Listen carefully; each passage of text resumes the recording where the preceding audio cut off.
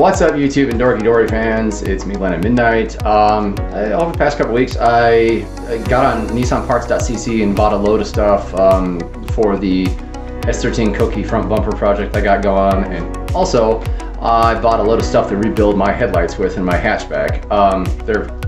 They're just old, and I wanted to refresh everything in them, so I bought like new adjustment screws, new springs, new plastic housing. I bought a load of plastic grommets for the rest of the car, and I don't know, a few other neat little tidbits. But yeah, so today I just kind of wanted to redo my headlights, and I thought I'd make a little video of it, so stick around and watch.